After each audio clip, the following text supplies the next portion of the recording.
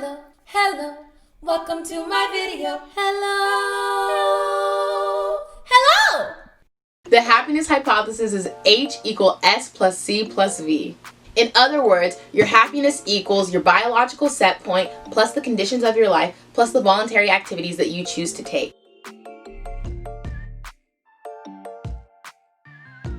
Twin studies generally show that 50 to 80% of all variance among people in their average levels of happiness can be explained by genes as opposed to life experiences. People's average level of happiness is highly inheritable. Good fortune or bad, you'll most likely return to your brain's default level of happiness, which is largely determined by your genes. The only way to change your set point is to change yourself, or at least your affective style. That means you need to change how you think and process information. And the best way to do that is meditation, cognitive therapy, or Prozac. As a note, I'm sure that there are other ways to raise your happiness set point. Meditation, cognitive therapy, and Prozac are just 3 ways that the author provides and that I personally agree might work. However, even if your set point is high, either naturally or through hard work on your part, there's still more to the equation. When I talk about the conditions for happiness, you might think I'm referring to environmental and demographic factors, but in actuality, those influence happiness very little. I'm going to go off record and say that factors like continuous oppression are probably going to make themselves known in your happiness level. However, you might get used to it due to the adaptation principle. Rather than give you a boring explanation, let's have you guess who's happier, Bob or Mary. Bob is a hot, white, athletic 35-year-old man earning $100,000 in sunny Southern California. He is super smart and he spends his free time reading and at museums. On the other hand, Mary is a plain, overweight black woman on dialysis for her kidney problems. She lives in snowy Buffalo, New York with her husband, and together they make a combined income of $40,000. Due to her highly sociable nature, she spends most of her free times involved with activities from her church.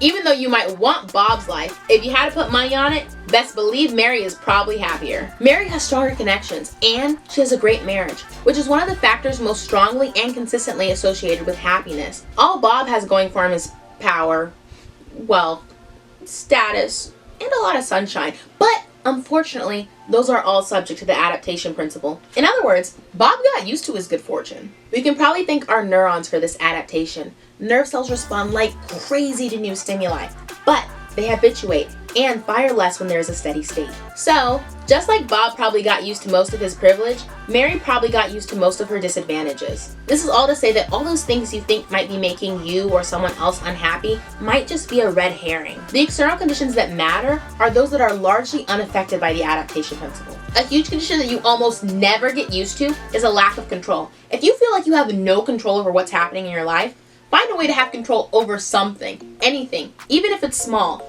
A little bit goes a long way. You also need to watch out for shame. The adaptation principle just decided to leave this one alone for some reason. The fact of the matter is that feeling shame daily is very powerful, but in the negative. You never get used to it and it is detrimental to your happiness. The last condition that the book covers that's free from the adaptation principle is relationships. This condition trumps all of the other conditions. The number and strength of your relationships is so unbelievably crucial to your happiness. You never adapt to interpersonal conflict. It damages your happiness every day, even on days when you don't see the other person, but ruminate about it nonetheless. On the flip side of the coin, even though you do kind of adapt to the love and care you receive within relationships, those relationships will still give you a good chunk of long-lasting happiness and general good feelings. And for misanthropes who think humanity sucks, yes, hell can be other people, but so is heaven. If you haven't already, please give this video a like. The more likes I get, the more I can make content for your viewing pleasure.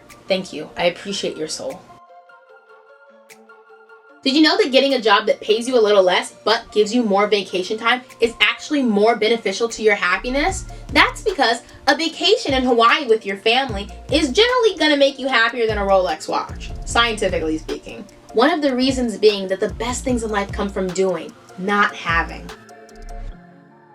Implementing a daily routine that includes things like random acts of kindness, writing what you're grateful for, and meditation will also increase your happiness in the long term. But mostly you want to get a core pursuit, a hobby that you see as so much more, because the goal is to turn that voluntary activity into a condition called flow. Flow is better than getting day drunk on a Wednesday. It's a state of total immersion in a task that's challenging yet closely matched to your abilities. It's when you're in the zone and you have an air of effortlessness about you. The key to flow is this. You're engaged in a task that is challenging and has your full attention. You have the skills necessary to meet the task, and you receive immediate feedback at each step. Receiving immediate feedback is important because it ties back into the progress principle, which essentially says the joy is in the journey.